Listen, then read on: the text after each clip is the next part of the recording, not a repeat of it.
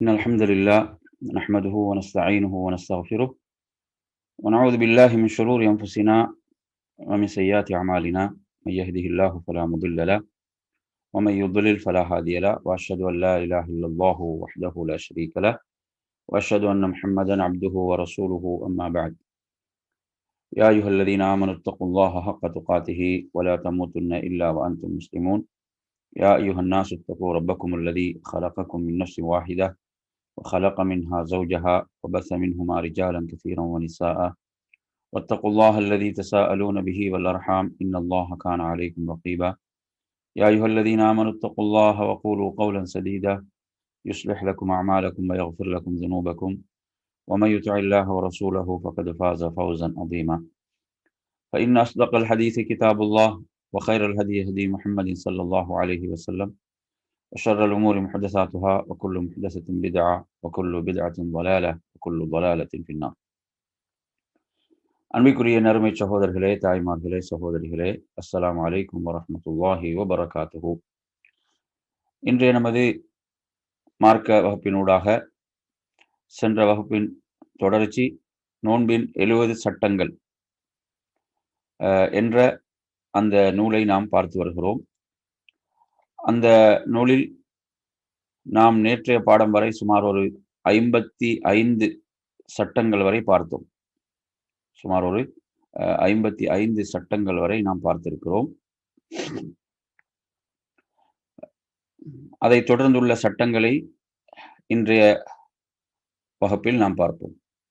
இந்த தொகுப்பை பொறுத்தவரையில் நாம் அனைவரும் அறிவோம், இந்த நாட்டுடைய ஒரு அறிஞர் தான் ஷேக் சாலிஹ் அல் முனஜித் ஹஃபிதஹுல்லா அவர்களுடைய ஒரு தொகுப்பு தான் இந்த நூல். இதனுடைய தமிழாக்கத்தை பொறுத்தவரையில் ஷேக் அப்துல் மஜீத் உமரி ரஹிமஹுல்லா அவர்களுடைய தமிழாக்கம் அல் அஹ்ஸா தாவா சென்றூடாக இந்த நூல் வெளியிடப்பட்டிருக்கிறது. இன்று நாம் இந்த தொடரில் 55வது சட்டத்தை பார்ப்போம்.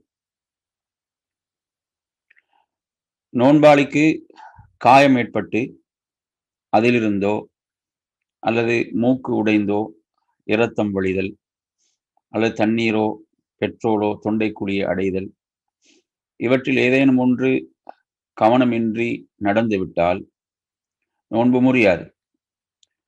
இதை போலவே கவனமின்றி புழுதியோ புகையோ ஈயோ உடலுக்குள் நுழைந்து விட்டால் நோன்பு முறியாது. எதை தவிர்க்க இயலாதோ அப்படிப்பட்ட உமிழ் நீரை விழுங்குவதாலும் நோன்பு முறியாது. பாதையிலுள்ள புழுதி, மாவில் உள்ள தூசி முதலானவையும் இவ்வாறுதான். ஒருவன் உமிழ் நீரை வாயில் தேக்கி பிறகு வேண்டுமென்றே விழுங்கினாலும் சரியான கூற்றுப்படி நோன்பு முறியாது. அல் முகனி என்ற நூலில் இதெல்லாம் இப்னு குதாமா ரஹிமுல்லாவுடைய முகனி என்ற நூலில் இந்த சட்டங்களை கூறியுள்ளார்கள். இதை போலவே கண்ணீர் தொண்டைக்குழியை அடைந்தாலோ அல்லது தலை மற்றும் மீசைக்கு எண்ணெய் தடவினாலோ மருதோன்றிட்டு அதன் சுவை தொண்டைக்குழியை அடைந்தாலோ நோன்பு முறியாது. மருதாணி பூசுதல், சுருமாயிடுதல், எண்ணெய் தடவுதல் ஆகியவற்றால் நோன்பு முறியாது. இது மஜ்முல் ஃபதாவா ஷேகுல் இஸ்லாம் இப்னு தைமியாவுடைய மஜ்முல் ஃபதாவாவிலே 25ஆம் பாகம் 233 245 ஆகிய பக்கங்களில் பார்க்கலாம். இவ்வாறே ஈரப்பசை ஏற்படுத்தும் மிருதுவை ஏற்படுத்தும் தைலங்களும், வாசனையை நுகர்தல், வாசனை திரவியங்களை பயன்படுத்துதல், சந்தனம் மற்றும் ரோஜா பன்னீரை பயன்படுத்துதல் ஆகியவற்றாலும் பிரச்சனை இல்லை. புகையும் நோன்பை பாதிக்காது, அதை மூக்கில் ஏற்றாமல் இருந்தால். இது ஃபதாவா அல் லஜ்னத் தாயிமா, இந்த சவுதியுடைய உயர்மட்ட குழுவுடைய மார்க்க தீர்ப்பு. பற்பசைகளை பகல் நேரங்களில் பயன்படுத்தாமல் இரவில் பயன்படுத்துவது மிகச்சிறந்தது, ஏனெனில் அதற்கு அதிக வீரியம் இருக்கிறது என்று ஷேக் சாலிஹ் அல் உசைமின் ரஹிமுல்லாஹுடைய மஜாலிசு ஷஹரி ரமதான் என்ற அந்த நூலில் 72ஆம் பக்கத்திலே அவர்கள் குறிப்பிடுகிறார்கள்.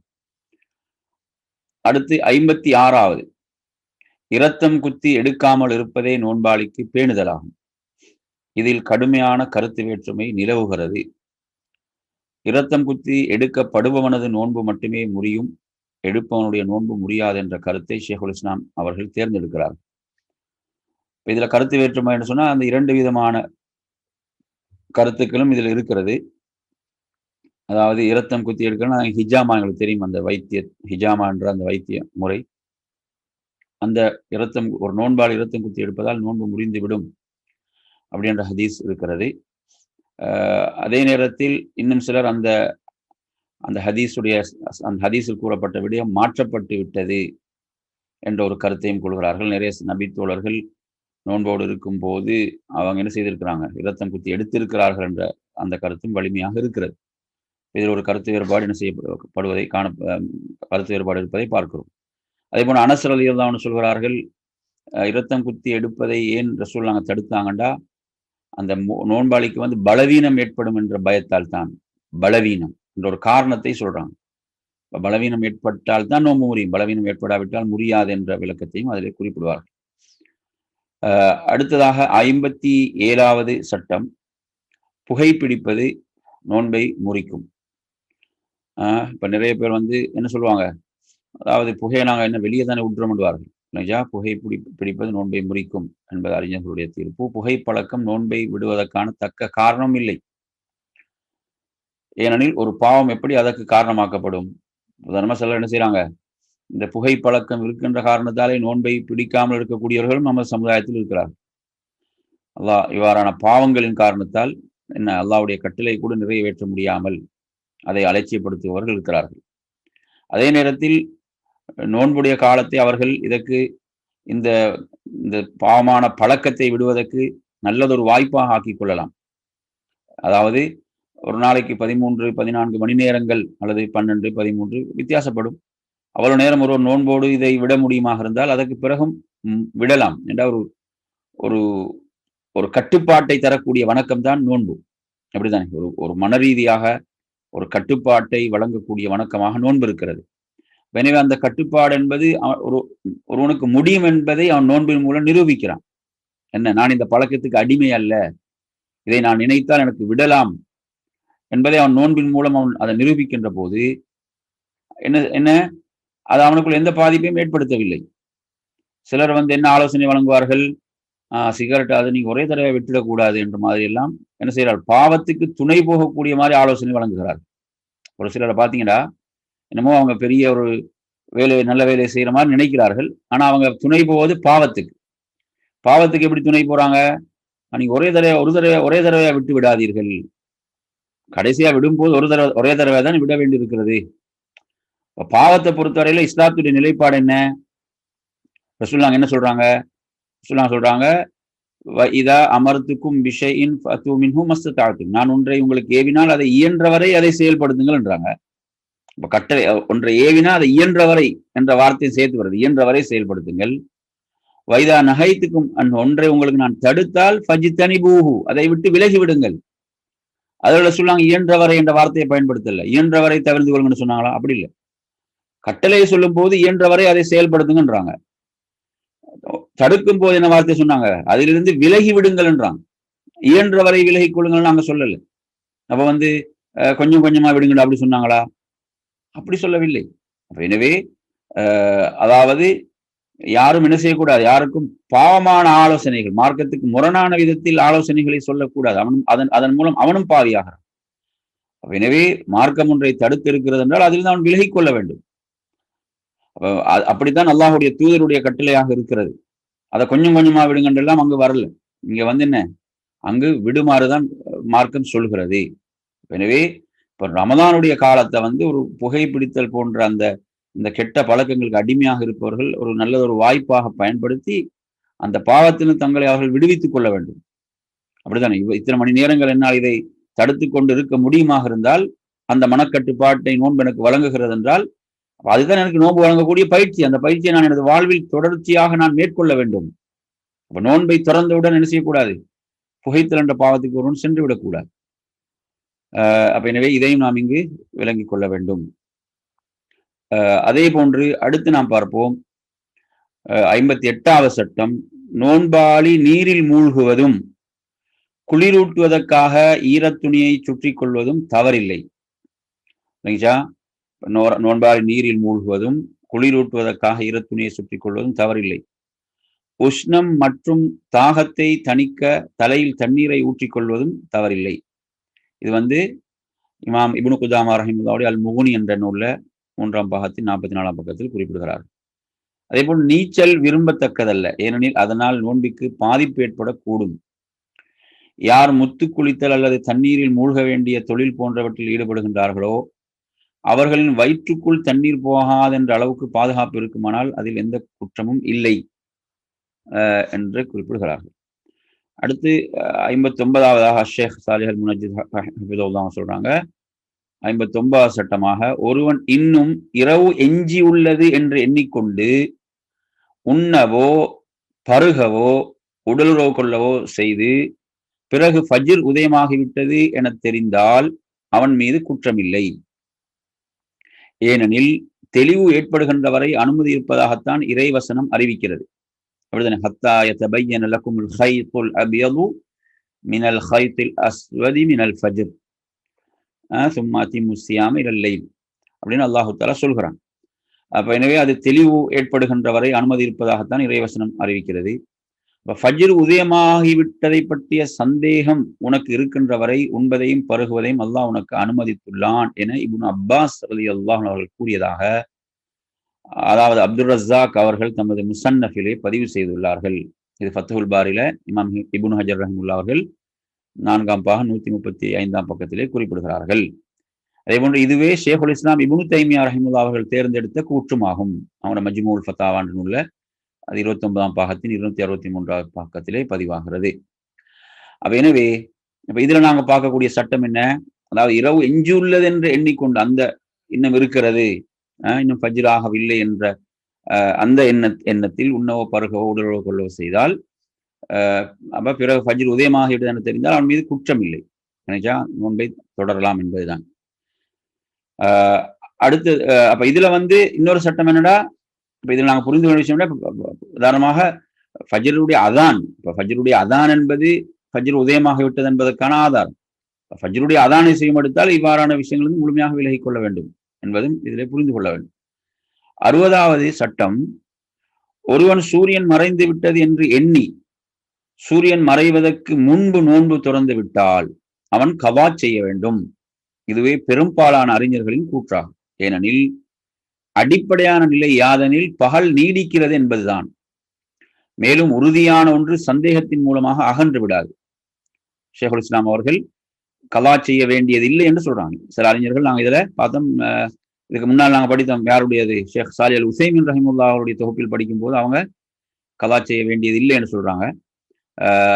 அப்ப இதுல ஒரு கருத்து வேறுபாடு இதுல இருப்பதை நாம் பார்க்கிறோம். பெரும்பாலான அறிஞருடைய கூற்று கலா செய்ய வேண்டும் என்பதுதான்.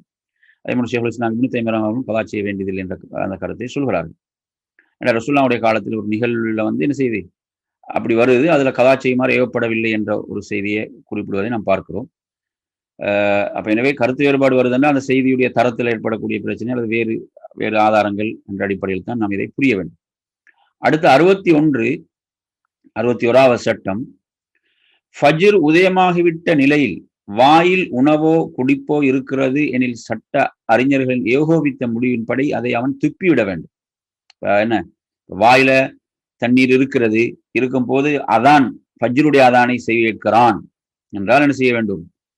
ஏகோபித்த முடியும்படி அதை அவன் துப்பிவிட வேண்டும், நோன்பு நிறைவேறி விடும். அதை போலவே மறந்த நிலையில் ஒருவன் உண்ணவோ பருகவோ செய்து பிறகு நினைவுக்கு வந்து விட்டால் வாயில் உள்ளதை அவன் துப்ப முனைய வேண்டும், அவனது நோன்பு நிறைவேறிவிடும். இதுல ஒரு ஹதீஸ் வரும் அபூதாவுதுல, எப்படின்னா ஒருவருடைய கையில உணவு இருக்கிறது அல்லது தண்ணீர் கையில் இருக்கிறது, அந்த நேரத்தில் அதான் சொன்னால் அவர் தேவையானதை எடுத்துக்கொள்ளட்டும் என்ற ஒரு செய்தி வரும். ஆனா அந்த செய்தி என்னதான் ஒரு பலவீனமான செய்தி தான்.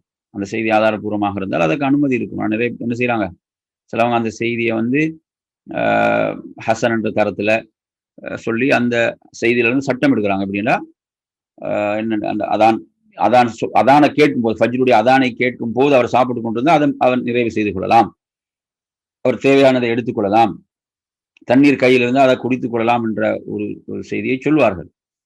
ஆனா நாங்க பார்க்கிறோம் புகாரில வர பலமான செய்தி ரசூலுல்லாஹ் சொல்றாங்க, பிலால் ரலியல்லாஹு அன்ஹு அவங்களோட அதானை கேட்டா நீங்க சாப்பிடுறதை நிறுத்தாதீங்க. அப்துல்லாஹ் இப்னு உம்மி மக்தூம் ரலியல்லாஹு அன்ஹு அவங்க அதான் சொல்லுவாங்க ஃபஜ்ருக்கு, அவருடைய அதானை கேட்டால் நீங்க என்ன செய்யுங்க, உண்ணுவதை பருவதை நிறுத்தி விடுங்க என்பது அதுதான் நல்ல பலமான செய்தி. அந்த செய்தியின்படி என்ன செய்யணும் நாங்க, ஏன்னா இந்த செய்தி வந்து பலவீனமானது என்று பலரும் சொல்லக்கூடிய செய்தி. இப்போ அதுல சந்தேகத்துக்கு இடமின்றி ஆதாரபூர்வமான செய்தி புகாரில் வர செய்தி.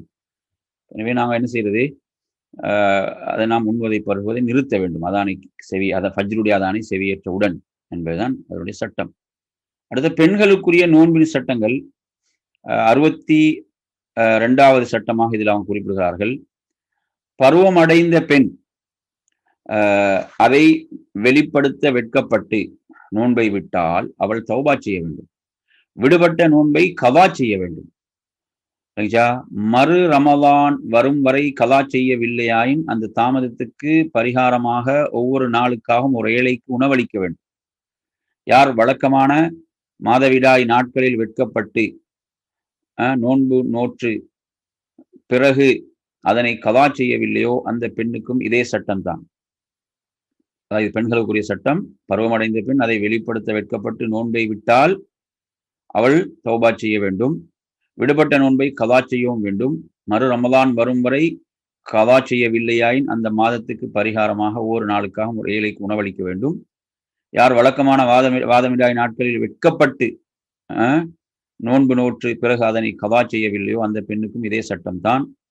தாம் நோட்காது விட்ட நோன்புகளின் எண்ணிக்கையை திட்டவட்டமாக அறியவில்லையாயின் தாம் மாதவிடாயாக இருந்த நாட்களை கலா செய்து விட்டதாக எண்ணம் மிகைக்கின்ற அளவுக்கு அவள் நோன்பு நோட்க வேண்டும். கடந்த ரமலான் மாதங்களின் நோன்புகளை கலா செய்யும் போது தாமதப்படுத்தியதற்கு பரிகாரமாக ஒவ்வொரு நாளுக்கும் பகரமாக ஒரு ஏழைக்கு அவளது சக்திக்குட்பட்ட வகையில் மொத்தமாகவோ தனித்தனியாகவோ உணவளிக்க வேண்டும். இந்த சட்டத்தை பொறுத்தால் இதிலேயும் அறிஞர்களுக்கு மத்தியில் ஒரு மாற்று கருத்து இருக்குது. என்ன சொன்னா, அதாவது ரமலான் உடைய அந்த நோன்பு, இப்ப ரமலானுடைய அந்த உதாரணமா நாங்க இப்ப இந்த கடந்த ரமலானுடைய நோன்பை இப்ப நாங்கள் கலா செய்யக்கூடிய காலப்பை ஷாபான்ல இருக்கிறோம். கலா செய்யறது அவசரப்படுத்தும். ரமலானும் வந்து கலா செய்யவில்லை என்றால் அதற்கு பிறகு கலா செய்யும் போது அதற்கு ஒரு ஏழைக்கு உணவளிக்க வேண்டும் என்ற கருத்து அறிஞர்களுக்கு மத்தியில் இருக்கிறது. ஆனால் அது ஒரு ஏகோபித்த கருத்து அல்ல. இன்னும் பலர் என்ன செய்யலாம், கலா செய்வது மட்டுமே போதுமானது என்று சொல்றாங்க.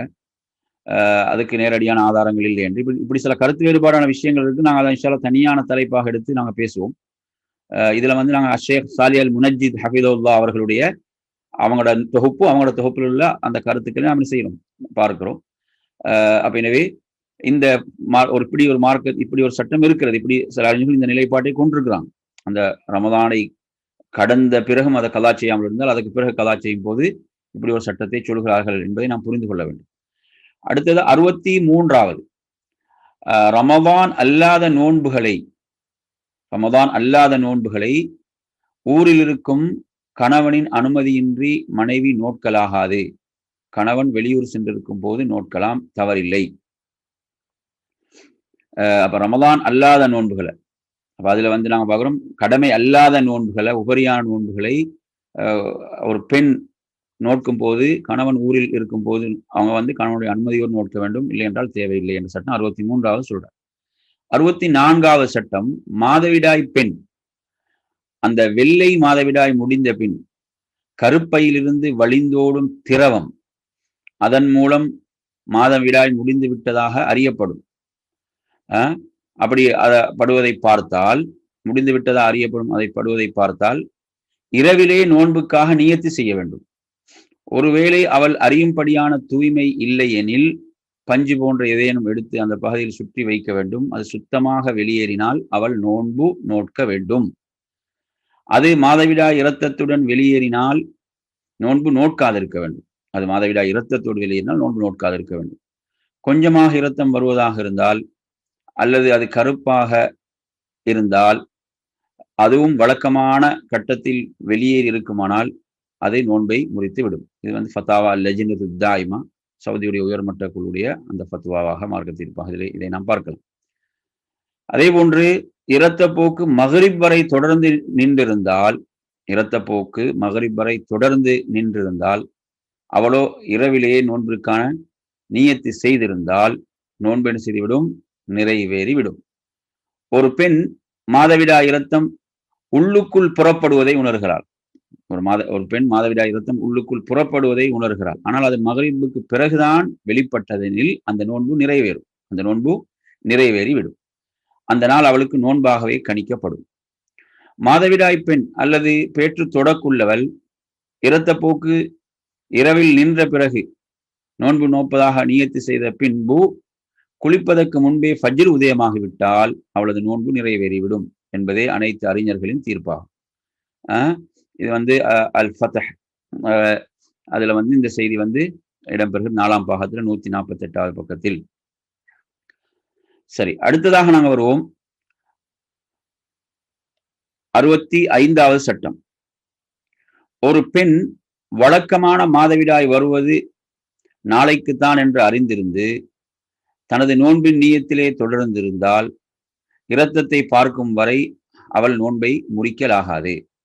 ஒரு பெண் வழக்கமான மாதவிடாய் வருவது நாளைக்குத்தான் என்று அறிந்திருந்து தனது நோன்பின் நீயத்திலே தொடர்ந்திருந்தால் இரத்தத்தை பார்க்கும் வரை அவள் நோன்பை முறிக்கலாகாது. அதே போன்று 66வது சட்டம். மாதவிடாய் பெண் தனது இயல்பான நிலையில் நீடித்திருந்து அல்லாஹ் தனக்கு விதித்ததை திருப்தியுடன் ஏற்றுக்கொண்டு இரத்தப்போக்கை நிறுத்தக்கூடிய மருந்துக்களை பயன்படுத்தாமல் மாதவிடாய் நேரத்தில் நோன்பு நோட்காமல் இருப்பதை அல்லாஹ் ஏற்றுக்கொண்டதற்கு இணங்க அவளும் அதை ஏற்றுக்கொண்டு பிறகு கலா செய்தால் அதுவே மிகச் சிறந்ததாகும். இவ்வாறுதான் மூமின்களின் அன்னையர்களான நபி ஸல்லல்லாஹு அலைஹி வஸல்லம் அவர்களின் மனைவியர்களும் சான்றோர்களின் பெண்மணிகளும் நடந்துள்ளனர். அப்ப எனவே இப்ப சிலருடைய வரக்கூடிய ஒரு கேள்விதான் இந்த தடுப்பு மருந்துகள் பின்னால் வருது. ஃபத்தாவா லஜ்னத் தாயிமால இந்த மார்க்க தீர்ப்பு வருகிறது 10ஆம் பாகத்தில் 151வது பக்கத்தில். அத்துடன் மாதவிடாய் தடுப்பு மருந்துகள் பக்க விளைவுகளை ஏற்படுத்தும் என்ற மருத்துவ குறிப்பும் உள்ளது. இதனால் அநேக பெண்கள் தாறுமாறான ஒழுங்கற்ற இரத்தப்போக்குக்கு ஆளாகி பாதிக்கப்பட்டுள்ளனர். ஆயினும் ஒரு பெண் மாதவிடாய் தடுப்பு மருந்துகளை உபயோகித்து அதனால் சுத்தமடைந்து விட்டால் அந்நிலையில் நோன்பு நோற்றால் அது நிறைவேறிவிடும். அப்படி நோன்பு நோற்றால் அது நிறைவேறிவிடும். அடுத்து ஷேக் சாலிஹ் அல் முனஜ்ஜித் ஹஃபிதுல்லாஹ் சொல்றாங்க 67வது சட்டமாக இஸ்திஹாபா பெரும்போக்கு இரத்தம் வெளியேறுவதால் நோன்பு நிறைவேறுவதில் எந்த பாதிப்பையும் ஏற்படுத்தாது. எனவே இரத்தப்போக்கு என்பது ஒரு நோயுடைய தன்மை. தொடராக உதிரப்போக்கு வெளியாகுதல் இஸ்திஹாபா என்பது ஒரு நோயுடைய தன்மை. இதுல என்ன செய்யலாம், அந்த பெண் நோன்பு இருக்கலாம், அதுல எந்த பாதிப்பையும் ஏற்படுத்தாது. அடுத்து 68வது சட்டம். கர்ப்பிணி முழு உருவ குழந்தையோ அல்லது தலை கை போன்றவை அமைப்போ வெளிவந்தால் அத்தோடு வெளிப்படும் இரத்தம் பேற்று தொடக்கு இரத்தமாகும். மாறாக விழுந்தது ஒட்டுப்பொருளாகவோ சதை கட்டியாகவோ இருந்து மனித படைப்பின் எந்த அடையாளமும் தெளிவாகாமல் இருந்தால் அப்போது வெளிப்படும் இரத்தம் இஸ்திஹாபாவின் அந்த பெருந்தொடக்கு இரத்தமாகும். இயலுமாயின் அவள் நோன்பு நோட்க வேண்டும். இயலாத போது நோன்பை விட்டுவிட்டு பிறகு கலா செய்ய வேண்டும். இது ஃபத்தாவா லஜ்னத் தாயிமா சவுதி உயர்மட்ட குழுடைய ஃபத்வா 10ஆம் பாகத்துடைய 224வது பக்கம்.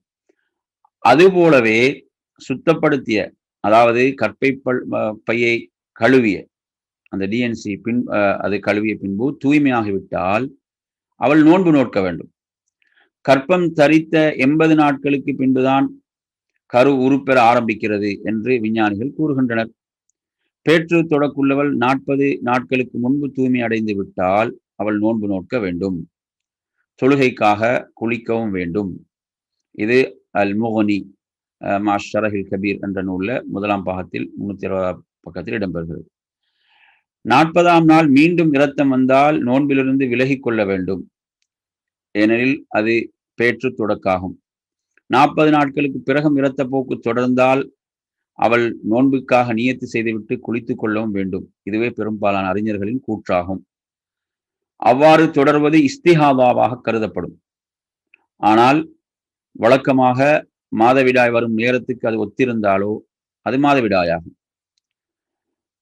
பால் கொடுப்பவள் பகலில் நோன்பு நோற்றுவிட்டு இரவில் சொட்டு இரத்தத்தை கண்டால் அவளோ பகலில் தூய்மையானவளாக இருந்தால் அவளது நோன்பு நிறைவேறிவிடும். ஃபத்தாவா லஜ்னத் தாயிமா. 69வது சட்டம். சரியான சட்டம் என்னவெனில் கர்ப்பிணி மற்றும் பால் கொடுக்கும் பெண்களை சட்ட ரீதியாக நோயாளியைப் போல அனுமானிக்க வேண்டும். எனவே அவர்கள் நோன்பை விட்டுவிடலாம். கவாவை தவிர வேற எதுவும் அவர்களுக்கு இல்லை. அவர்கள் தங்களை பற்றியோ அல்லது தங்களின் குழந்தைகளை பற்றியோ பயந்தாலும் சரியே. நிச்சயமாக அல்லாஹ் பயணிக்கு நோன்பையையும் தொழுகையில் பாதியையும் குறைத்து விட்டான், கர்ப்பிணிக்கும் பால் கொடுப்பவளுக்கும் நோன்பை குறைத்து விட்டான் என்பது நபிமொழி, திருமதியில் வரக்கூடிய செய்தி. இந்த ஹதீஸ் ஹசன் என்னும் தரத்தில் அமைந்ததாகும். இப்ப கர்ப்பிணி பெண் நோன்பு நோட்டு இருக்கிறாள், அவளுக்கு உதிரப்போக்கு உள்ளதெனில் அவளது நோன்பு நிறைவேறிவிடும். அது அவளது நோன்பிற்கு எந்த பாதிப்பையும் ஏற்படுத்தாது. ஃபத்தாவா அல்லஜினுத் தாயிமா 10ஆம் பாகத்தில் 225வது பக்கத்தில் அந்த செய்தி அந்த மார்க்க தீர்ப்பு உள்ளது. அடுத்து நாம் பார்ப்போம் 70வது சட்டம். நோன்பு கடமையான ஒரு பெண் நோன்பு நோற்றிருக்கும் போது ரமதான் பகல் பொழுதில் அவளுடைய கணவன் அவளுடைய சம்மதத்தோடு உறவு கொண்டால் அவளது சட்டம் அவனுடைய சட்டத்தை போன்றுதான். அவள் நிர்பந்திக்கப்பட்டிருந்தாலோ அவள் அவனை தடுப்பதற்கு முயற்சித்திருக்க வேண்டும். அவள் மீது எந்த பரிகாரமும் கட்டாயமில்லை. ரமதான் பகல் பொழுதில் உறங்கிக் கொண்டிருக்கும் மனைவியுடன் யார் உறவு கொள்கிறானோ அவனை பற்றி இப்னு அகீல் ரஹிமுல்லா கூறும் போது அவள் மீது எந்த பரிகாரமும் கட்டாயம் இல்லை. மாறாக அன்றைய நாளை கவா செய்வது அவளுக்கு பேணுதல் ஆகும். ஷேகுல் இஸ்லாம் இப்னு தைமிய்யா ரஹ்மத்துல்லாஹி அவர்களோ அவளுடைய நோன்பிற்கு எந்த பாதிப்பும் இல்லை, அது நிறைவேறும் என்கிறார்கள். மேலும் ஒரு பெண் தனது கணவன் சுய கட்டுப்பாடு அற்றவர் என்பதை தெரிந்து வைத்திருந்தால் அவனிடமிருந்து அவள் தூரமாக இருக்க வேண்டும். ரமதானின் பகற்பொழுதில் தன்னை அலங்கரிக்காமல் இருக்க வேண்டும். மேலும் பெண் ரமதானில் அவள் நோட்காது விட்ட நோன்புகளை கதா செய்ய வேண்டும். அது பற்றி கணவருக்கு தெரியாமல் இருந்தாலும் சரியே. பெண் கட்டாயமான நோன்புகளை நோட்பதற்கு கணவனுடைய அனுமதி பெற வேண்டும் என்ற நிபந்தனை இல்லை. ஒரு பெண் கட்டாயமான நோன்பை கதா செய்வதற்கு துவங்கிவிட்டால் மார்க்க ரீதியான தக்க காரணமின்றி அதை அவள் முறிக்க கூடாது. கணவனுக்கும் நோன்பை முறிக்குமாறு அவளிடம் கூற அனுமதி இல்லை. அவள் கதா செய்து கொண்டிருந்த போது அவளோடு உறவு கொள்வதற்கு கணவனுக்கு அனுமதி இல்லை. அவளும் அவனுக்கு இந்த விஷயத்தில் கட்டுப்படக்கூடாது. ஃபத்தாவா அல்லஜினுத் தாயிமா உடைய மார்க்க தீர்ப்பு 10ஆம் பாகத்துடைய 353வது பக்கம். ஆனால் நஃபிலான நோன்பாக இருந்தால் கணவன் ஊரில் இருக்கும் போது அவனுடைய அனுமதியின்றி நோட்க கூடாது. அபூ ஹுரைரா ரலியல்லாஹு அறிவிக்கிறார்கள், பெண் கணவன் ஊரில் இருக்கும் போது அவனுடைய அனுமதியின்றி நோன்பு நோட்க கூடாது என்று நபி ஸல்லல்லாஹு அலைஹி வஸல்லம் கூறியுள்ளார்கள். புகாரில் 4793வது செய்தி. எனவே நாம் இதுல படித்த சட்டங்கள், இது கடைசியா படித்தது என்னது, பெண்களோடு சம்பந்தப்பட்ட சட்டங்கள். அப்ப நாம் இன்றைய இந்த பாடத்துல என்ன செய்தோம், மொத்தமாக இதுல 70 சட்டங்கள், மிக பயனுள்ள சட்டங்கள். இந்த நூலுடைய PDF வடிவம் தேவையானவர்கள் என்ன செய்யலாம், நமக்கு தொடர்பு கொள்ளலாம். அந்த புக்கை நாம் அனுப்பி வைக்கலாம். நீங்க இன்னும் அதை படித்து இன்னும் விளங்கிக் கொள்வதற்காக. இத்தோடு நாம் என்ன செய்து கொள்வோம், இந்த பகுதியை நாம் முடித்துக்கொண்டு அடுத்ததாக ஒரு முக்கியமான ஒரு சட்டத்தை பற்றிய ஒரு செய்தியை உங்களுக்கு சொல்லாமல் நினைக்கின்றேன். அதாவது இந்த ஷாபான்ல இருக்கக்கூடிய நாம் இந்த ஷாபானுடைய இந்த ஷாபானுடைய நோன்போடு சம்பந்தப்பட்ட ஒரு சட்டங்கள் என்னன்னா, இந்த ஹதீஸை பொறுத்தவரையில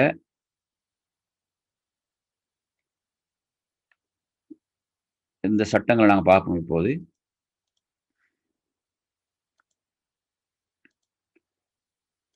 அதாவது 2 ஹதீஸ்கள் இருக்கு. இந்த 2 ஹதீஸ்களை நாங்கள் கொஞ்சம் இணைத்து விளங்க வேண்டிய 2 ஹதீஸ்கள் இந்த ஷாபான் தொடர்பாக. அந்த 2 ஹதீஸ்களை தான் இன்றைய நாங்கள் இப்போது கொஞ்சம் அதை உங்களுக்கு சொல்ல போகின்றோம் இன்ஷா அல்லாஹ். அந்த 2 ஹதீஸ்கள்ல இந்த ஹதீஸை நீங்க பாத்தீங்கன்னா முஸ்லிம்ல இடம்பெறக்கூடிய ஒரு செய்தி. இம்ரான் இப்னு ஹுசைன் ரலியல்லாஹு அன்ஹு அறிவிக்கிறாங்க, நபி ஸல்லல்லாஹு அலைஹி வஸல்லம் அவர்கள் ஒருவரிடம் கேட்கிறாங்க, ஒரு மனிதரிடம் கேட்டார்கள், நீங்க ஷாபானுடைய இறுதியில் நோன்பு நோற்றீர்களா அப்படின்னு கேட்கும்போது அவர் இல்லை என்றார். அப்ப ரசூலுல்லாஹ் சொல்றாங்க, நீங்க அந்த ரமதானுடைய நோன்பு முடிந்து விட்டால் அதற்காக 2 நோன்புகளை நோற்றுக்கொள்ளுங்கள், 2 நோன்புகளை நோற்றுக்கொள்ளுங்கள் என்று சொல்கிறார்கள். அப்ப இது வந்து ரமதானுடைய இறுதியில் நோன்பு நோற்றீர்களான்னு ரசூலுல்லாஹ் கேட்கக்கூடிய சரர் என்ற வார்த்தைக்கு அதிகமான அறிஞர்கள் அந்த இறுதியில் என்பதுதான் சரியான என்பதை சொல்கிறார்கள். இப்ப இன்னொரு ஹதீஸ் வருது, நாங்க படிக்கிறோம். என்ன ஹதீஸ்? ரமதானுக்கு ஒரு நாள் 2 நாட்கள் இருக்கும்போது நீங்க நோன்பு நோட்காதீர்கள். ரமதானுக்கு ஒரு நாள் அல்லது 2 நாட்கள் இருக்கும்போது நோன்பு நோட்காதீர்கள். ஆனா வளமையாக நோன்பு இருக்கக்கூடியவரை தவிர என்று சொல்றாங்க. நோன்பு வளமையாக நோன்பு நோட்பவரை தவிர என்று சொல்றாங்க. ஒரு செய்தியால சொல்றாங்க. இப்ப அப்ப இந்த 2 ஹதீஸ் நாங்க எப்படி இணைத்து விளங்க? ஒரு ஹதீஸ்ல ரசூலுல்லாஹ் கேட்கிறாங்க, எப்படி ஷாபான் உள்ள இறுதியில நீங்க நோன்பு நோற்றீர்களான்னு கேட்கிறாங்க. அவர் இல்லை என்று சொல்றாரு. இப்ப ரசூலுல்லாஹ் சொல்றாங்க, அதுக்கு பகரமா நீங்க ரமதானுடைய நோன்பு முடிந்த பிறகு 2 நாட்கள் நோன்பு வைத்துக் கொள்ளுங்கள் என்றாங்க. இப்ப இன்னொரு செய்தியில் ரசூலுல்லாஹ் சொல்றாங்க, ரமதானுக்கு ஒரு நாள் அல்லது 2 நாட்கள் இருக்கும்போது நீங்க நோன்பு நோட்காதீர்கள் என்று சொல்கிறார்கள். அப்ப இந்த கேள்விக்கும் இந்த ஹதீஸை நாங்க எப்படி இணைத்து விளங்குவது? அதே மாதிரி இன்னொரு ஹதீஸை இன்னொரு செய்தியை பார்க்கலாம். திருமீதியில இடம்பெறக்கூடிய செய்தி 686வது எண்ணில். அதாவது இந்த செய்தி யார் சொல்றாங்கன்னா, சிலத் இப்னு ஜுஃபர் என்று சொல்லக்கூடிய தாபி ரஹிமுல்லாஹ். அவர் சொல்றாரு, நாங்க ஒரு நாள் அம்மார் இப்னு யாசிர் ரலியல்லாஹு அன்ஹு அவர்களோடு இருந்தோம்.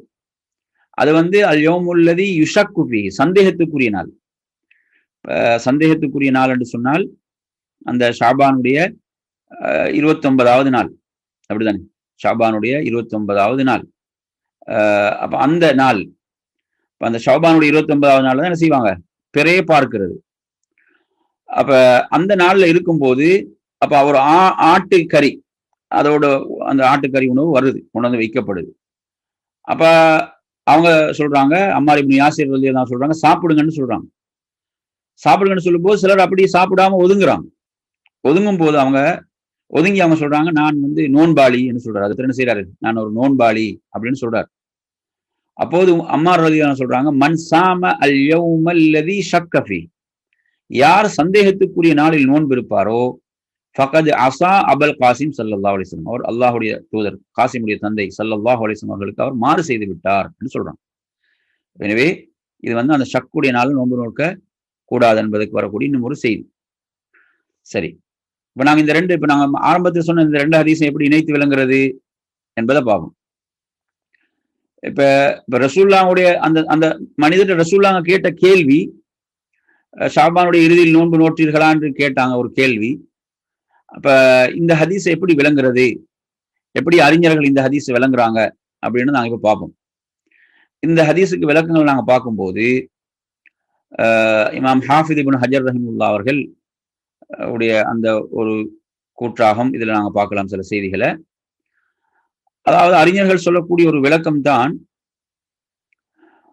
இந்த ஹதீஸ் வந்து ஷாபான் மாதத்துல நோன்பு இருப்பதுடைய சிறப்பை சொல்கிறது. அப்ப ரசூலுல்லாஹ் வந்து நீங்க ஷாபான்ல நோன்பு இருந்தீங்களான்னு கேட்கிறாங்க, ஷாபானுடைய இறுதியில் நோன்பு இருந்தீங்களான்னு கேட்கிறாங்க. அவர் இல்லை என்று சொல்றாரு. இப்ப ரமதான் முடிந்த பிறகு அதற்கு பகரமாக ஃபசும் யௌமைனி மக்கானஹு, அதற்கு பதிலாக 2 நோன்புகளை நோற்றுக்கொள்ளுங்கள் என்று சொல்றாங்க தானே.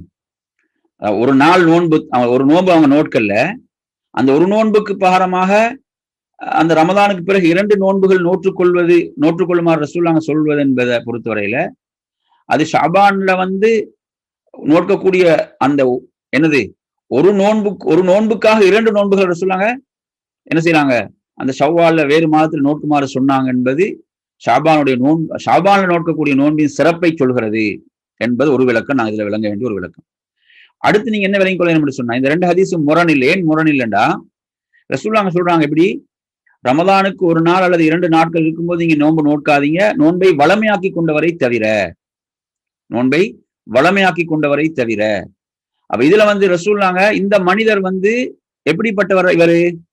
இவர் வந்து மாதத்துடைய கடைசியில் நோன்பு நோட்பதை வளமையாக்கி கொண்ட ஒரு மனிதர்.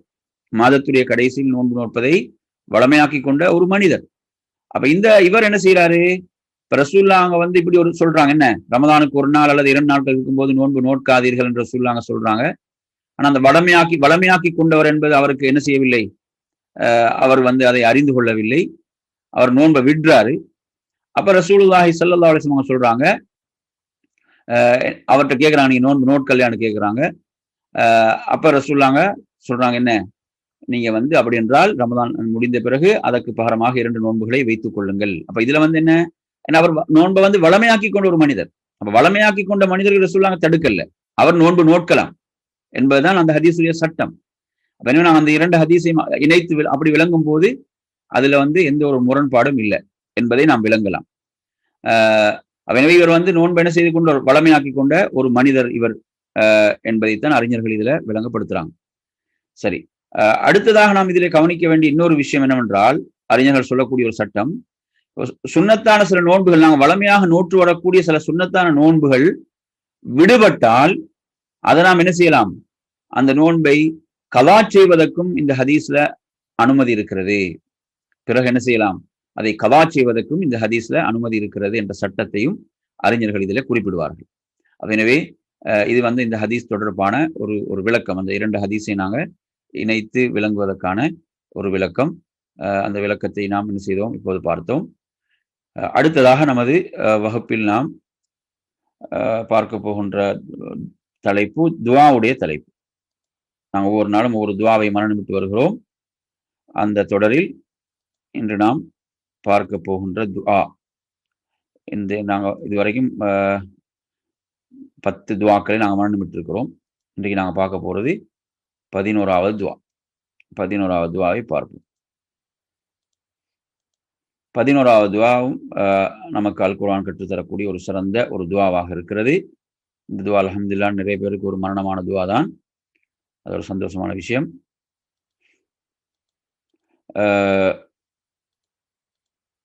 இந்த துஆவை நாங்கள் என்ன செய்வோம், ஒரு 3 தடவை நாங்கள் மீட்டிக்கொள்வோம். ஹஸ்புனல்லாஹு வ நிஅமல் வக்கீல். ஹஸ்புனல்லாஹு வ நிஅமல் வக்கீல். ஹஸ்புனல்லாஹு வ நிஅமல் வக்கீல். இந்த ஹஸ்புனல்லாஹு வ நிஅமல் வக்கீல் என்ற துஆ குர்ஆன்ல எங்க இடம்பெறுது என்று பார்த்தீங்கன்னா, இது நாங்கள் நேற்று கூட சொன்னோம். என்ன, இந்த வசனம் வந்து 3வது அத்தியாயம். இந்த வசனம் 3வது அத்தியாயத்தில் இடம்பெறக்கூடிய அந்த வசனம். அந்த வசன எண்ணை நாம் எடுப்போம் இன்ஷா அல்லாஹ். அதாவது ஹஸ்புனல்லாஹ் குர்ஆன்ல வந்து 3வது அத்தியாயம் 173வது வசனம். அப்ப இது நாங்கள் பார்த்தோம். ஆல இம்ரான் அத்தியாயம் நாங்கள் சொன்னோம். என்ன, உஹதுடைய யுத்தத்தை பத்தி பேசக்கூடிய ஒரு அத்தியாயம், அப்படிதானே? ஆல இம்ரான் அத்தியாயம் உஹதுடைய யுத்தத்தை பத்தி மிக பெரும் ஒரு அதனுடைய அந்த யுத்தத்துடைய பெரும் பகுதியை பேசக்கூடிய ஒரு அத்தியாயம். அப்ப அந்த இதில் தான் இந்த செய்தி வருது. இப்ப அந்த உஹதுடைய போர்க்களத்தை முடித்துட்டு சஹாபாக்கள் மதீனாவுக்கு திரும்புவாங்க. திரும்பும்போது மறுபடியும் ஒரு செய்தி வரும். மதீனாவை நோக்கி எதிரிகள் என்ன செய்கிறார்கள், மறுபடியும் படையெடுத்து வருகிறார்கள் என்ற ஒரு வதந்தி பரவும். அப்போதுதான் நபி ஸல்லல்லாஹு அலைஹி வஸல்லம் என்ன செய்வாங்க, அப்படி அந்த சந்தர்ப்பத்துல முனாஃபிக்குகள், நயவஞ்சகர்கள், மதீனாவில் உள்ள நயவஞ்சகர்கள் எல்லாம் என்ன செய்வார்கள், அதை சாதகமாக்குவார்கள். அப்படிதான். இது முனாஃபிக்குடைய அந்த அன்றைய காலத்திலிருந்து முனாஃபிக்குடைய வேலை இதுதான். என்ன, முஸ்லிம்களை பீதிக்குள் ஆழ்த்துவது, முஸ்லிம்களை பயத்துக்குள் ஆழ்த்துவது, அந்த சூழல்களை தங்களுக்கு சாதகமா ஆக்கிக் கொள்வது. இன்று கூட நாங்கள் அந்த நிலைகளை நிதர்சனமாக பார்த்து கொண்டிருக்கிறோம். எனவே இந்த நயவஞ்சகர்கள், முனாஃபிக்குகள் மதீனாவில் என்ன செய்தார்கள், அவர்கள் வந்து உஹதுடைய போர்க்களத்தை விட்டு என்ன செய்வார்கள், அந்த களத்துக்கு போய் ஒரு 300 பேர் அப்படி என்ன செய்ய, அப்துல்லா இப்னு உபை இப்னு சலூல் அவனுடைய தலைமையில் அப்படி பின்வாங்கினார்கள். அந்த போர்க்காலத்தை விட்டு கலண்டு வந்தார்கள் என்பதெல்லாம் பார்க்கிறோம். அப்ப இவர்கள் மறுபடியும் என்ன செஞ்சாங்க, சஹாபாக்களுடைய உள்ளத்துல பீதி ஏற்படுத்துறதுக்காக இப்ப இதோ மதீனாவை மறுபடியும் தாக்குவதற்கு எதிரிகள் வந்து கொண்டிருக்கிறாங்க ஒரு செய்தியை அப்படி பரப்புறாங்க. அப்ப அது ஒரு அச்சத்தை ஏற்படுத்துமா இல்லை? ஏன்னா உஹதுல வந்து ஒரு பெரும் இழப்பு ஏற்பட்டிருக்கிறது. சஹாபாக்கள் 70க்கும் மேற்பட்டவங்க கொல்லப்பட்டிருக்கிறாங்க.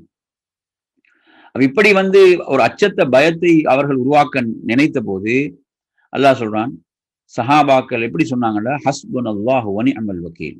அல்லாஹ் எமக்கு போதுமானவன், சிறந்த பாதுகாவலன். நல்லா புரிஞ்சுக்கோங்க, இது சொல்றக்கூடிய இடம் எவ்வளவு முக்கியமானதுன்னு பாருங்க.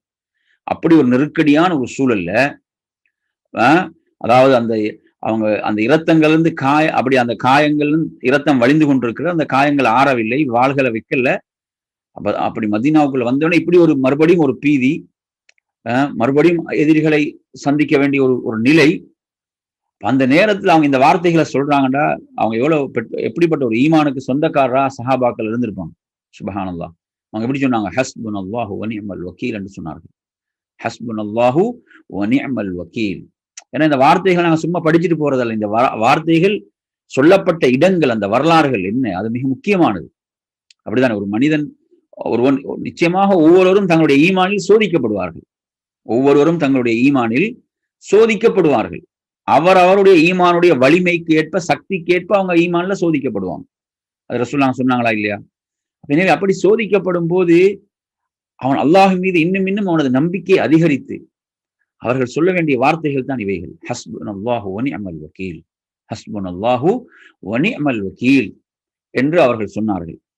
அப்படி அவங்க சொன்ன உடனே அல்லாஹ் என்ன அவங்களுக்கு கொடுத்த, அல்லாஹ் அவங்களுக்கு எப்படி அருள் செய்தான் என்றால், ஃபன்கலபு பிநிஅமத்தின் மினல்லாஹி வ ஃபத்லின் லம் யம்சஸ்ஹும் சூ வத்தபஉ ரிضوانல்லாஹ். அல்லாஹ்வுடைய பொருத்தத்தை அவங்க பின்பற்றிய காரணத்தால் அல்லாஹ்வுடைய அருளோடு அவர்கள் திரும்பினார்கள். அல்லாஹ்வுடைய கிருபையோடும் அருளோடும் அவர்கள் திரும்பினார்கள். அவர்களை எந்த ஒரு தீமையும் அவர்களை அணுகவில்லை. அல்லாஹு தஆலா எதிரிகளுடைய உள்ளங்களை அப்படியே என்ன செய்தான்? மதீனாவின் பக்கம் திருப்ப விடாமல் அப்படியே அல்லாஹ் திருப்பி விட்டான். எதை நோக்கி? மக்காவை நோக்கி. சுப்ஹானல்லாஹ். இப்ப ரசூலுல்லாஹ்வுடைய கட்டளை என்ன? மதீனாவில் இப்படி ஒரு மறுபடியும் ஒரு பீதியான நிலை ஏற்பட்டவுடன் ரசூலுல்லாஹ் என்ன சொன்னாங்க? ஒரு கடுமையான உத்தரவு போட்டார்கள். என்ன உத்தரவு? அப்ப அந்த நேரத்தில் இந்த முனாஃபிக்கள் நினைத்தார்கள் எப்படி என்றா, இப்ப ரசூலுல்லாஹ் சஹாபாக்கெல்லாம் காயப்பட்டிருக்கிறாங்க, அவங்களோட காயங்கள் வந்து இரத்தம் வழிந்து கொண்டிருக்குது, பலவீனம் விட்டுருக்கிறாங்க, எங்களையும் யுத்தத்துக்கு கூப்பிடுவாங்க, எம்மையும் யுத்தத்துக்கு அழைப்பார்கள், நாமும் அவர்களோடு சேர்ந்து கொள்ளலாம் என்ற மாதிரி எண்ணிக்கொண்டிருந்தார்கள். ஆனால் ரசூலுல்லாஹ் எப்படி கடுமையான உத்தரவு போட்டாங்கண்டா, உஹதுடைய போர்க்களத்தில் உஹதில் யார் என்னோடு கலந்து கொண்டார்களோ அவர்கள் மட்டும்தான் என்னோடு வர வேண்டும். உடனடியாக ஹம்ராவுல் அசதை நோக்கி வெளியேறுங்கள். எப்படி சொன்னாங்க ரசூலுல்லாஹ்? ஹம்ராவுல் அசதை நோக்கி வெளியேறுங்கள். அல்லாஹ் அத குர்ஆன்ல எப்படி புகழ்ந்து சொல்றான்னு சொன்னா, அந்த அல்லாஹ்வுடைய ரசூலுடைய அழைப்பை நபித்தோழர்கள் அந்த நேரத்தில் ஏற்றுக்கொண்டார்களே, அதை அல்லாஹ் அவ்வளவு புகழ்ந்து குர்ஆன்ல சொல்கிறான். சுப்ஹானல்லாஹ். அந்த காயங்களோடு உடனே அந்த அழைப்பை ஏற்றுக்கொண்டார்கள். இஸ்லாம் எவ்வளவு உயர்வானது, கண்ணியமானதுன்றதை பாருங்க. ரசூலுல்லாஹ் அந்த நேரத்துல கூட அந்த முனாஃபிக்குகள் எதிர்பார்த்தது போன்ற ரசூலுல்லாஹ் முனாஃபிக்குடைய உதவியை கேட்பாங்க என்று அவர்கள் நினைத்தார்கள். ரசூலுல்லாஹ் சொல்றாங்க, என்னோடு உஹதில் கலந்து கொண்டவர்கள் மாத்திரம்தான் ஹம்ராவுல் அசதை நோக்கி புறப்பட வேண்டும் என்று புறப்பட்டார்கள். ஆனால் அவர்கள் என்ன செய்தார்கள்? எதிரிகள், அந்த அபூ சுஃபியானோடு இருந்த அந்த எதிரிப்படை அது மக்காவை நோக்கி சென்று விட்டது. சுப்ஹானல்லாஹ். இப்ப இந்த துஆ சொல்லப்பட்ட இடம் மிக முக்கியமானது. ஹஸ்புனல்லாஹு வ நிஅமல் வக்கீல். எனவே நமது வாழ்வில், அதாவது நாம் கஷ்டங்கள், நெருக்கடிகள், துன்பங்களை சந்திக்கின்ற போது ஒரு ஈமானிய உறுதியோடு அல்லாஹ் மீது நம்பிக்கை வைத்து, அல்லாஹ் ஒருபோதும் என்னை கைவிட மாட்டான், அல்லாஹ் என்னை பாதுகாப்பவன் என்ற அந்த உறுதியான நம்பிக்கையோடு நாம் இந்த வார்த்தைகளை சொல்ல வேண்டும். நிறைய பேர் இந்த வார்த்தைகளை சொல்றாங்க, வார்த்தைக்கும் அவங்களோட வாழ்க்கைக்கும் சம்பந்தமே கிடையாது. என்ன சொல்லுவாங்க, ஆனா வார்த்தைக்கும் வாழ்க்கைக்கும் சம்பந்தம் இல்லை. அப்ப இது ஒரு பயண தருமா? பயண தராது. அப்ப வார்த்தைகளுக்கும் வாழ்க்கைக்கும் சம்பந்தம் இருக்க வேண்டும். உறுதியான நம்பிக்கையோடு ஈமானோடு நாம் அதை சொல்ல வேண்டும். அல்லாஹ் என்னை கைவிட மாட்டான், அல்லாஹ் என்னை பாதுகாப்பான், அல்லாஹ் என்னோடு தான் இருக்கிறான் என்ற அந்த உறுதி, அந்த நம்பிக்கையோடு இந்த வார்த்தைகள் வெளிப்படும் போதுதான் இது அதற்குரிய அந்த எஃபெக்டை கொடுக்கும். இல்லைங்கச்சா? இப்ப நிறைய பேர் என்ன செய்யறாங்க, சில துவாக்களை மனமிட்டு சொன்னாலும் அதனுடைய சரியான தாக்கமே நம்மளோட வாழ்க்கைக்கு வருது இல்லைண்டா, அந்த துவாவில் உள்ள செய்திக்கும் அவங்களோட வாழ்க்கைக்கும் எந்த தொடர்பும் கிடையாது. அப்படி இருக்கக்கூடாது. இப்போ நாங்க இதனுடைய வார்த்தைகளுடைய பொருளை விளங்கி உணர்ந்து, இது எந்த மாதிரி சூழல்ல இதை சொன்னாங்க, எப்படி இதன் மூலம் அல்லாஹ்வுடைய உதவி அவர்கள் பெற்றார்கள் என்ற வரலாறுகள் நமக்கு தெரிய வேண்டும். அந்த வரலாறுகளும் நமக்கு தெரிந்திருக்க வேண்டும். இப்ப சுப்ஹானல்லாஹ். அந்த அடிப்படையில் நீங்க எடுத்து பாத்தீங்கன்னா, இந்த ஹஸ்புனல்லாஹு வ நிஅமல் வக்கீல் என்ற இந்த வார்த்தைகள் எவ்வளவு வலிமை மிக்க வார்த்தை. ஹஸ்புனல்லாஹ், அல்லாஹ்வே எங்களுக்கு போதுமானவன். அப்ப அது நாங்க ஒரு நல்ல நிலையில சொல்றதுக்கும், ஒரு நெருக்கடியான கஷ்டமான சூழலில் நாலாபுறங்கள் நமக்கு நெருக்கடி சூழ்ந்து விட்ட ஒரு சூழலில் சொல்வதற்கும் வித்தியாசம் இருக்கிறது. புரியுதா? ஹஸ்புனல்லாஹ் அப்படியான ஒரு சூழல் ஒருவன் அல்லாஹ் மீது உறுதியான நம்பிக்கை வைத்து, அல்லாஹ் எமக்கு போதுமானவன், அல்லாஹ்வே எங்களுக்கு போதுமானவன் சொல்றது என்பது சுப்ஹானல்லாஹ். அல்லாஹ் என்ன பார்க்கிறான்? அடியான் என் மீது முழுமையாக நம்பிக்கை வைத்திருக்கிறான் என்பதை அல்லாஹ் பார்க்கிறானா இல்லையா? வ நிஅமல் வக்கீல், அவனே எங்களுக்கு சிறந்த பாதுகாவலன். ஹஸ்புனல்லாஹு வ நிஅமல் வக்கீல். இன்னைக்கு நிறைய பேரை பார்த்தீங்கன்னா, அவங்களுக்கு ஏதாவது பிரச்சனை வரும்போது அவங்களோட சிந்தனை உலக விஷயங்களுக்கு தான் போகுது. அவர் என்ன பாதுகாப்பாரு, அது எனக்கு இருக்குது, அந்த பின்புலம் இருக்கிறது, அது இருக்கிறது, இவ்வளவு பணம் இருக்குது இப்படின்னு சொல்லி மனிதனுடைய சிந்தனைகள் அற்பமான உலகத்துக்கு தான் போகுது. ஆனா உண்மையான ஒரு மூவனுடைய சிந்தனை எங்க போகணும்? அல்லாஹ் என்னை பாதுகாப்பான், அல்லாஹ் என்னை பாதுகாப்பான், அல்லாஹ் என்னோடு இருக்கிறான் என்ற அந்த உணர்வு தான் முதலில் வர வேண்டும். அதுதான் முதலில் வர வேண்டியது. அதுதான் சுப்ஹானல்லாஹ். அல்லாஹ் குர்ஆன்ல எப்படி சொல்றான், ஃபதவக்கல் அலல் ஹய்யில் லதீ லா யமூத். நபியை பார்த்து அல்லாஹ் சொல்றான் எப்படி, அதாவது என்றென்றும் உயிரோடு இருக்கக்கூடிய மௌத்தே இல்லாத அவன் மீது நீங்க தவக்குல் வையுங்கள். பாருங்க, அப்ப யார் மீது நாம் யாரிடம் காரியங்களை ஒப்படைக்க வேண்டும், யாரிடம் காரியங்களை நாம் பொறுப்பு சாட்ட வேண்டும் என்றால், அதாவது அவனுக்கு முடிவோ அழிவோ எதுவுமே இல்லாத யாவற்றின் மீதும் பேராற்றல் மிக்க அந்த ரப்பின் மீது நாங்க நம்பிக்கை வைக்க வேண்டும். ஹஸ்புனல்லாஹு வ நிஅமல் வக்கீல். மிகச்சிறந்த ஒரு ஒரு துஆ, பிரார்த்தனை ஒரு மூமினிடம், ஒரு மூமினுக்கு இருக்கக்கூடிய ஒரு மிக பெரும் ஆயுதம் இந்த துஆ. உண்மையில சரியான அந்த ஈமானிய வீரியத்தோடும் வலிமையோடும் இந்த வார்த்தைகளை அவங்க பயன்படுத்துவாங்கண்டா அப்படிப்பட்ட வார்த்தைகள் இது. சுப்ஹானல்லாஹ். ஹஸ்புனல்லாஹு வ நிஅமல் வக்கீல். இந்த வார்த்தைகள் இருக்கிறது. ஆனா அந்த நம்பிக்கையில எந்த நம்பிக்கையோடு சஹாபாக்கள் இதை சொன்னார்கள், எந்த ஈமானோடு இதை சொன்னார்கள். அதே போன்று இந்த துவாவை சொன்னவர்கள்ல அடுத்து நாங்க பார்க்கிறோம் யாரு, இப்ராஹிம் அலைஹிஸ்ஸலாம். ஹஸ்பி அல்லாஹு வ நிஅமல் வக்கீல் என்று சொன்னார்கள் இல்லையா. ஒரு பெரும் நெருப்பு குண்டத்தை அவர்கள் எவ்வளவு காலம் அந்த நெருப்பு குண்டத்தை தயாரித்திருப்பார்கள் கொஞ்சம் நினைச்சு பாருங்க. அதற்கு அவர்களுடைய முழுமையான சக்தியை அவங்க உபயோகித்து பயன்படுத்தி ஒரு பெரும் நெருப்பு குண்டத்தை என்ன சொன்னார்கள், வன்சுரு ஆலிஹத்தக்கும், உங்களுடைய கடவுள்களுக்கு, நீங்க வணங்கக்கூடிய கடவுள்களுக்கு உதவி செய்ய வேண்டுமா, என்ன செய்யுங்கள், இவரை எரிப்பதற்காக ஒரு நெருப்பு குண்டத்தை தயாரிக்குமாறு சொன்னார்கள். அதற்கு எவ்வளவு பெரிய உழைப்பை அவர்கள் செலுத்தினார்கள். அல்லாஹ் தஆலா எப்படி சொல்றான், அவர்களுடைய அந்த சூழ்ச்சி அல்லாஹ் ஒரு ஒன்றுமில்லாமல் ஆக்கினான்னு சொல்றான் அல்லாஹ். ஃபஜஅல்நாஹுமுல் அஸ்ஃபலின் என்று அல்லாஹ் தஆலா சொல்றான். அவ்வளவு பெரும் ஒரு முயற்சியை செய்து ஒரு நெருப்பு குண்டத்தை தயாரித்து இப்ராஹிம் அலைஹிஸ்ஸலாம் அவர்கள் அதில் போடப்படும் போது என்ன சொன்னாங்க, ஹஸ்பி அல்லாஹு வ நிஅமல் வக்கீல். அதாவது ஒட்டுமொத்த அந்த சமுதாயம் அவர்களுக்கு எதிராக இருக்கு. அங்க யாருமே அவருக்கு உதவியாக இல்லை. அவர் ஒரு தனி மனிதராக இருக்கிறார். அப்படியே அந்த ஒட்டுமொத்த சமுதாயமும் எதிர்த்து நின்று, அந்த ஒட்டுமொத்த சமுதாயமும் தனது சக்தியை, வலிமையை, அந்த ஆட்சி அதிகாரம் எல்லாம் செய்து சக்தியை பயன்படுத்தி ஒரு நெருப்பு குண்டத்தை தயாரித்து அதில் அவர் என்ன செய்யப்படுறாரு, இப்ராஹிம் அலைஹிஸ்ஸலாம் போடப்படும் போது அவங்களோட யாரோட கால விழவும் இல்லை, அவர்களிடம் உயிர் பிச்சை கேட்கவும் இல்லை. அவர்கள் என்ன செய்தாங்க, ஈமானிய உறுதியோடு சொன்ன வார்த்தைகள் ஹஸ்பி அல்லாஹு வ நிஅமல் வக்கீல் என்று சொன்னார். சுப்ஹானல்லாஹ். அல்லாஹ் சொல்றான் என்ன, அல்லாஹ் ஒரே ஒரு வார்த்தை தான், கூனி பர்தன் வ ஸலாமன் அலா இப்ராஹிம்.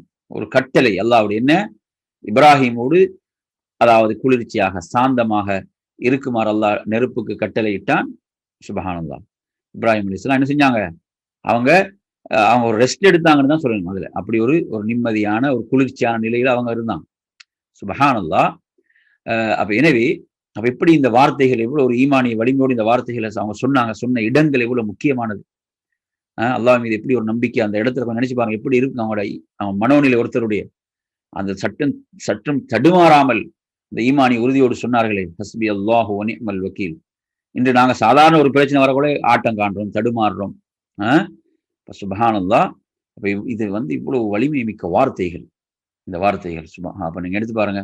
அப்ப எனவே நாம் இந்த வார்த்தைகளை கற்றுக்கொள்வது மட்டுமல்ல, இதை நாங்கள் ஒரு ஈமானிய உறுதியோடும் பலத்தோடும் இவைகளை சொல்ல வேண்டும். அல்லாஹ் மீது முழுமையாக நம்பிக்கை வைத்து அந்த நம்பிக்கையோடு இந்த வார்த்தைகள் வெளிப்படும் போது நிச்சயமாக அதற்குரிய சக்தி, ஆற்றல் வார்த்தைகளால் சொல்ல முடியாது. அப்படி அல்லாஹ் அவர்களை பாதுகாப்பான். இந்த துஆ என்ன, ஹஸ்புனல்லாஹு வ நிஅமல் வக்கீல். ஹஸ்புனல்லாஹு வ நிஅமல் வக்கீல். அப்ப எனவே இந்த துஆ பெரும்பாலும் அனைவருக்கும் ஒரு மரணமான துஆ தான். இப்போது நாங்கள் இதோடு துஆ என்ன செய்து கொள்ளலாம், வகுப்பை முடித்துக்கொண்டு